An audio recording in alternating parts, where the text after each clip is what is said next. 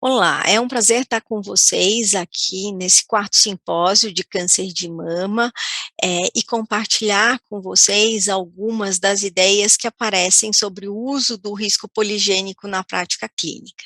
Eu sou Fernanda Lima, sou geneticista e trabalho com predisposição hereditária ao câncer. Eu declaro ausência de conflitos de interesse para essa apresentação e montei esta apresentação em 4 tópicos. Acho que todos nós temos que entender um pouquinho de predição de risco e de scores poligênicos de risco para entender seu uso em portadoras de mutação e os aspectos associados à diversidade populacional e uso desses scores em diferentes populações. Eu começo provocando vocês com um caso clínico. Essa senhora foi procurar a prima que vivia nos Estados Unidos, foi visitar a prima que tinha sido recém-diagnosticada com câncer de mama.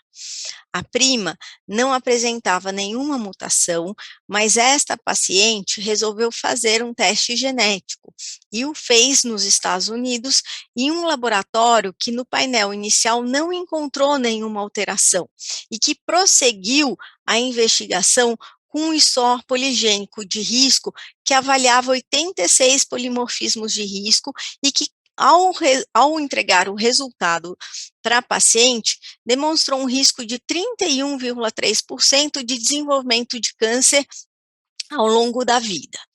Frente a este cenário, nós precisamos nos perguntar se temos que tomar alguma ação frente a um risco um pouco mais elevado, um risco caracterizado como moderado e baseado num score poligênico de risco.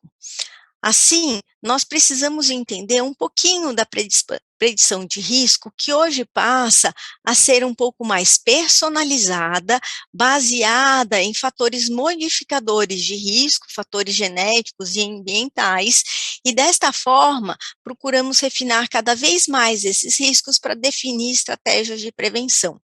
Um dos grandes impulsionadores de uma predição mais personalizada de risco inclui a avaliação de variantes moleculares que são muito comuns na população e que podem, em pequenas montas, conferir um risco um pouco maior de câncer de mama. Nós estamos muito acostumados a fazer testes genéticos que procuram variantes germinativas em alelos de alto risco ou risco moderado. No entanto, a avaliação desses alelos cujas variantes são mais comuns na população, somado a outros fatores, fatores pessoais, fatores ambientais, podem também nos dar ideia de risco. E é aí, com o uso desses alelos mais comuns, que aparecem os scores poligênicos de risco. Esses scores são baseados em polimorfismos em variantes moleculares que podem estar dentro da sequência codificadora de genes associados à predisposição ao câncer ou não, serem simplesmente polimorfismos que são encontrados em associação estatística, mas que não têm efeito na produção ou na função proteica.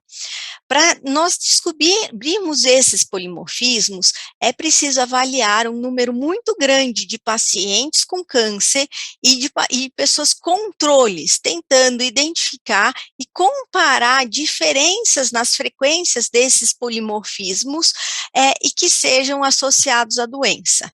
Assim, esses estudos amplos de associação genômica, também conhecidos como GWAS, são estudos que vão tentar identificar a associação causal ou redes causais que possam nos dar riscos.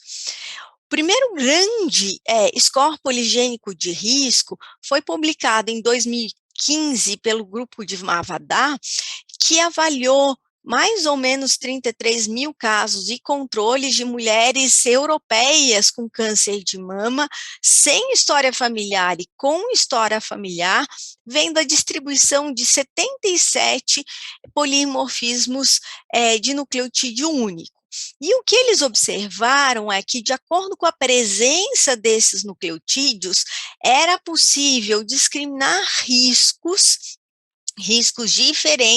de desenvolvimento de câncer em mulheres sem história familiar e com história familiar.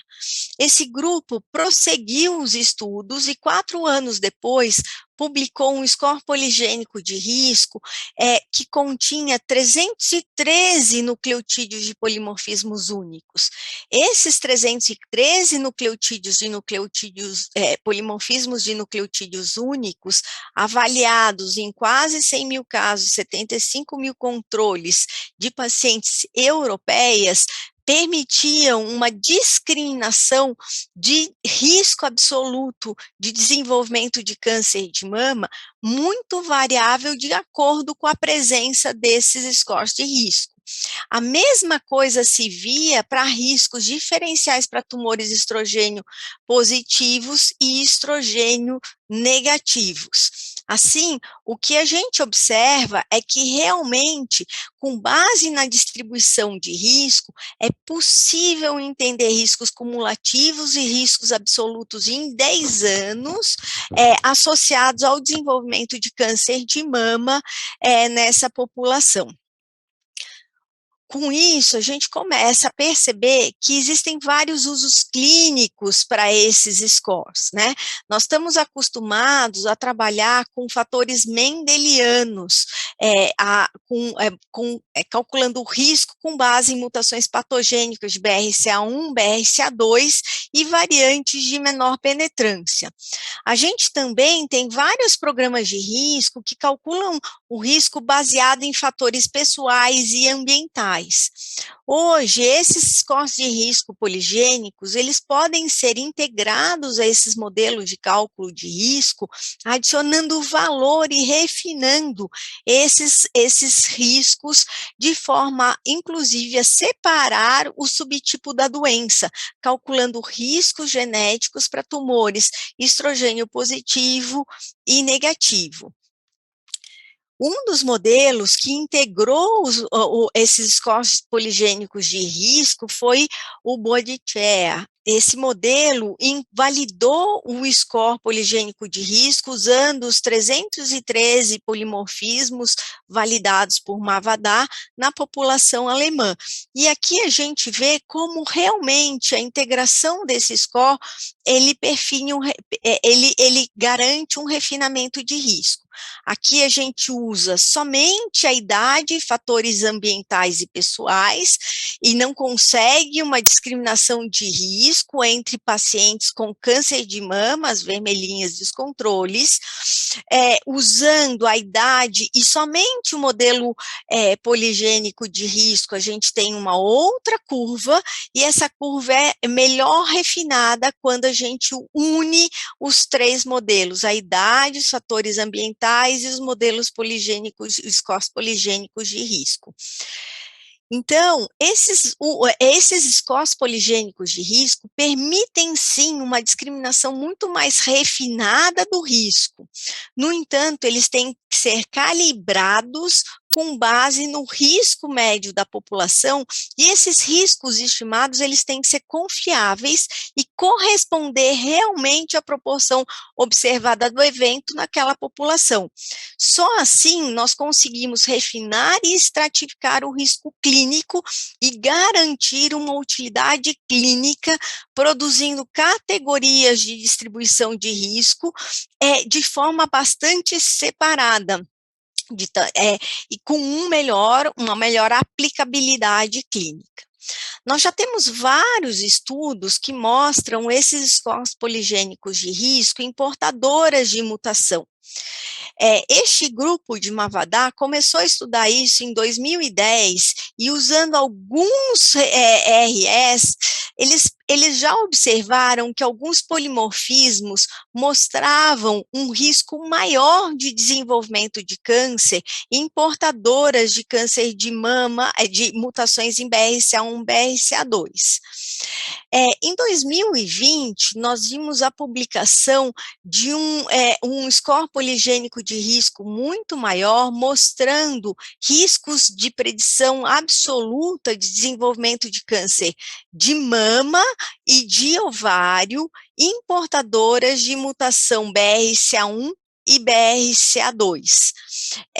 Esses riscos foram calculados usando coortes retrospectivas, e a gente vê aqui em cima a predição de risco absoluto de desenvolvimento de câncer de mama para portadoras de mutação BRCA1, BRCA2, aqui tumores estrogênio negativo, aqui a gente tem o risco de câncer geral em portadoras de mutação BRCA2, e a gente consegue ver que dependendo da presença de determinados grupos de polimorfismos, a gente consegue uma diferença grande no risco absoluto de desenvolver câncer frente a mutações em BRCA1. Essa é uma dúvida muito grande que a gente tem na prática clínica hoje, porque quando a gente está diante de uma paciente que tem mutação em BRCA1, a gente usa estimativas de risco que são muito baseadas no gene, eventualmente uma ou outra em alguma mutação específica. E aqui a gente consegue refinar um pouco melhor, dando uma estimativa mais personalizada. Este ano, houve a publicação de um trabalho que, inclusive, mostra que é possível, usando esses 313 polimorfismos de nucleotídeo único, esse score já validado por Mavadar, é possível discriminar o risco de câncer de mama contralateral em portadoras de mutação BRCA1, BRCA2, tanto riscos para tumores contralaterais estrogênio negativo, estrogênio positivo, quanto também baseados na idade. Assim, a nossa avaliação da paciente, ela se torna muito mais personalizada, muito mais exata.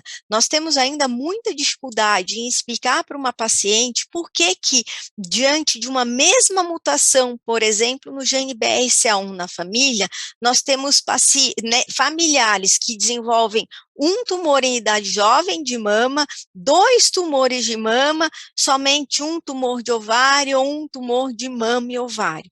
E muito provavelmente esses scores poligênicos de risco vão nos ajudar, somados a outros fatores pessoais e ambientais, a explicar essa diferença. Nós vemos também já a utilização da discriminação de risco para outros genes. Então, aqui temos um trabalho publicado em 2020, mostrando o cálculo do risco baseado no conhecimento do risco de cada gene, então ATM, CHEK2, PALB2, além de BRCA1, BRCA2, e aqui a gente vê a utilização desses modelos poligênicos de risco, então a presença de polimorfismos no primeiro quintil e no terceiro, a média, um nível mínimo e um nível máximo. As frequências basais foram calculadas no conhecimento já existente, e a gente vê que estes 86 polimorfismos baseados, que constituem um outro score poligênico de risco, permitem sim refinar o risco absoluto ao longo da vida, de acordo com essa distribuição. Então, por exemplo, aqui para o gene ATM, a gente tem um mínimo de 12,9, dependendo da presença desses polimorfismos, que pode chegar a um máximo de 58% ao longo da vida, dependendo da presença de outros polimorfismos, né?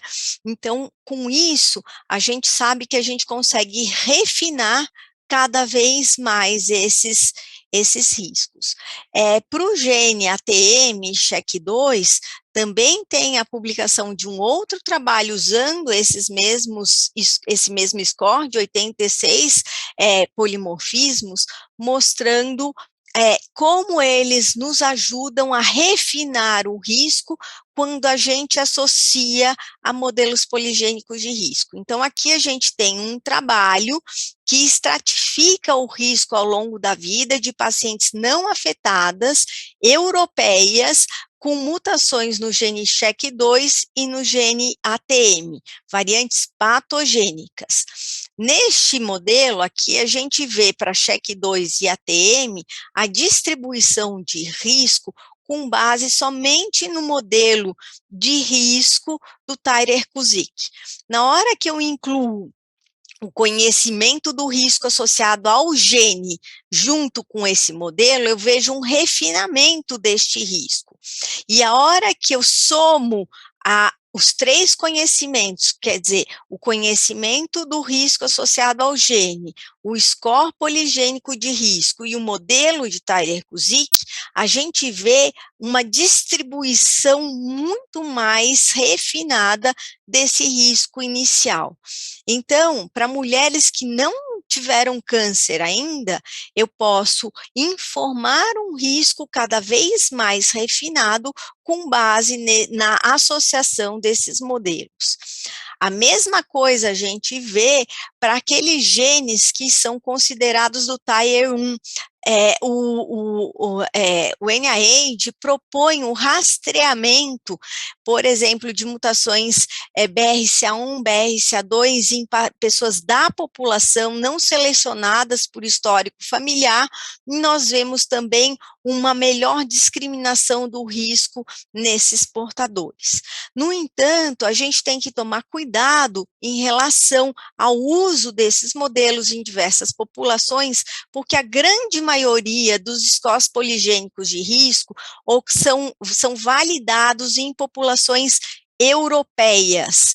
A gente tem uma participação muito pequena das outras populações, e nós não conhecemos o impacto desses polimorfismos, o peso que eles têm nas diferentes populações, e existe uma sugestão de uma redução do poder preditivo em populações não europeias, cuja magnitude é desconhecida, e que pode ser explicada pela diferença de variantes de padrões de desequilíbrio de ligação, de interação em gene a gene, de outros efeitos ambientais. Este é um trabalho que mostra em várias condições uma diferença no desempenho desses scores, desses estudos amplos de associação genômica em diferentes populações, então nos latinos, nos indivíduos do leste asiático, nos indivíduos de ancestralidade africana. Então, nós não sabemos se nós podemos simplesmente generalizar. Existe um trabalho que mostra que sim, é possível generalizar e a gente tem o mesmo desempenho de modelos de risco entre mulheres europeias e mulheres de ancestralidade asiática. A gente tem uma pequena porcentagem, mais significativa, digamos, de indivíduos de leste asiático nesses estudos GWAS. Este ano saiu um trabalho mostrando que a gente tem a possibilidade de generalizar esses scores poligênicos de risco para câncer de mama em mulheres de ancestralidade europeia, africana e latina, considerando como latinos hispânicos. No entanto, a gente tem uma redução muito significativa do potencial de discriminação e do poder e do efeito dessa discriminação, provavelmente por diferenças nas frequências dos alelos de risco e padrões de desequilíbrio de ligação nessas populações, mostrando que a gente tem ainda que conhecer essas frequências nestas populações e entender essa distribuição para poder usar esses modelos de forma generalizada. Isso é bastante preocupante, principalmente aqui no Brasil, onde nós temos uma população bastante miscigenada, mas de maneira geral a gente vê que os scores o score poligênico de risco, ele será possível de ser aplicado em vários momentos de predição de risco, fases prodrômicas, como suporte no diagnóstico, auxílio na decisão de tratamento e prognóstico. E nós vamos partir de uma medicina que nós hoje já estamos começando a usar, que é uma medicina de precisão, onde eu quero entender uma mutação que causa doença para usar uma droga mais precisa, para também acrescentar a isso uma prevenção de precisão, ou seja, entendendo variantes que predispõem ao câncer, eu consigo definir a necessidade de rastreamento eventualmente mais frequente e personalizado para aquela paciente. Eu queria agradecer bastante o convite, e desejar a todos um evento muito frutífero. Muito obrigada.